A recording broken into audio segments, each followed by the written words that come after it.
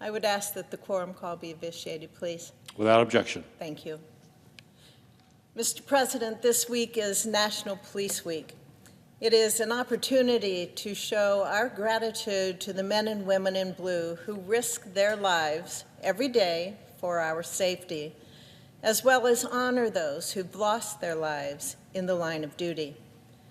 This Police Week, I want to tell a story of a police chief in my home state of Nebraska. Local broadcast outlet KETV recently interviewed the new police chief of Ashland, a city of about 3,000 on the eastern side of the state. According to KETV, Chief Ryan Brady worked 19 days in a row at one point last year.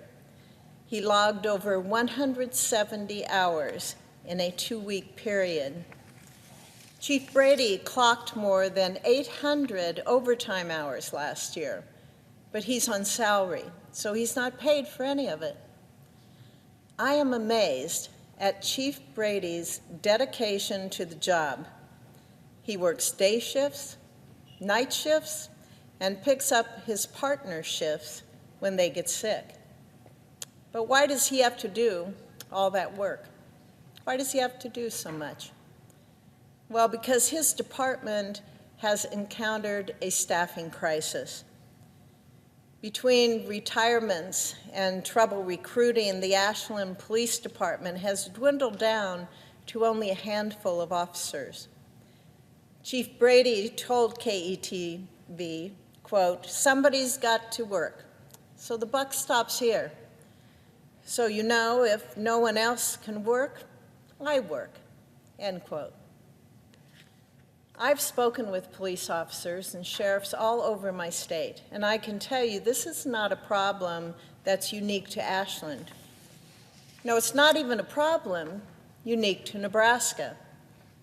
Severe police staffing shortages are affecting departments all across our country. The Police Executive Research Forum, they found that agencies are losing officers faster than they can hire new ones.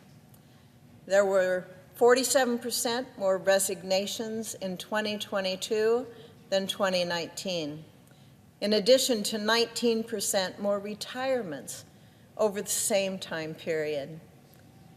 That means that large groups of officers are leaving the force while few are trickling in. Understaffed departments are doing their best to keep up with these changes, but there are also roadblocks that we can help them remove when it comes to hiring. Over the past year, I have worked with police departments across Nebraska, as well as national law enforcement groups representing departments across this country. From these conversations, I introduced the Recruit and Retain Act, which would help police departments tackle these staffing roadblocks.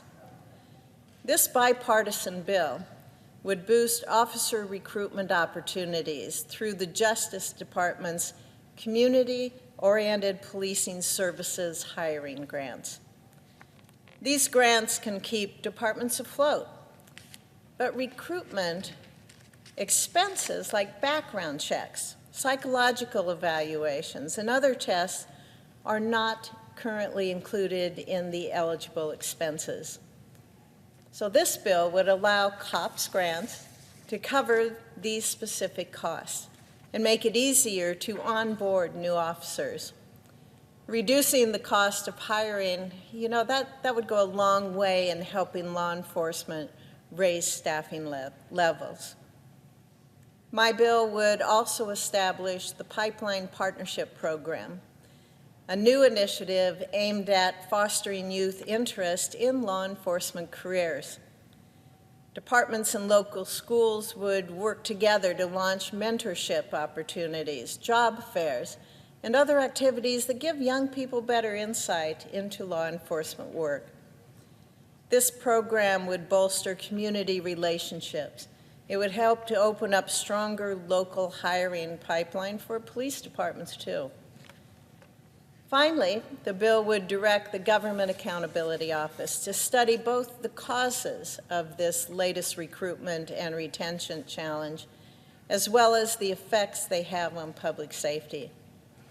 I would like to thank Senator Coons for working with me on this bill for many months, as well as Senators Cornyn and Klobuchar. It was great that we saw the Judiciary Committee pass this bill by voice vote today, and I look forward to its advancement. I was also glad to join my colleague Senator Cornyn to help introduce two bills that further support law enforcement's tireless work. The Project Safe Neighborhoods Act of 2023 would reauthorize the Project Safe Neighborhoods program through fiscal year 2026. The PSN program, it's an effective bipartisan solution to violent crime that's been working since 2001. In Nebraska, PSN coordinates enforcement and prosecution partnerships among federal, state, and local law enforcement, in addition to involvement with Nebraska communities to bring violent offenders to justice. The second bill, the Back to Blue Act, would protect police officers by creating new federal criminal penalties for attacking law enforcement officers. Too often, police officers are harmed rather than honored in our country, and it's time that we make a federal statement that attackers will be punished. Another vital area to continue addressing is the mental health of our police officers who face daily strains from the intensity of their jobs. I am planning to reintroduce a bill that would direct the Department of Health and Human Services to create a publicly accessible online dashboard so that organizations, including law enforcement groups, can easily search for federal funding opportunities that support mental health. Potential applicants would be able to search for the right mental health grants and track the status of those grants.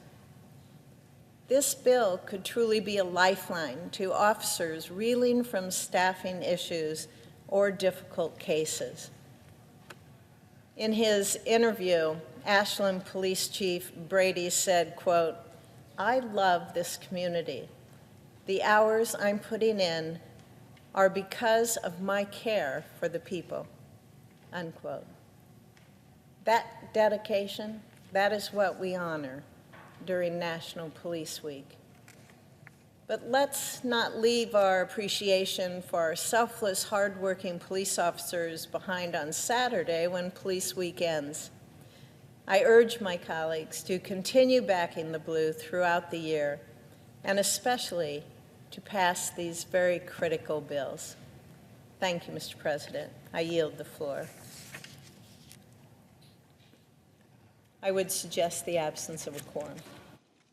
Clerk will call the roll. Ms. Baldwin.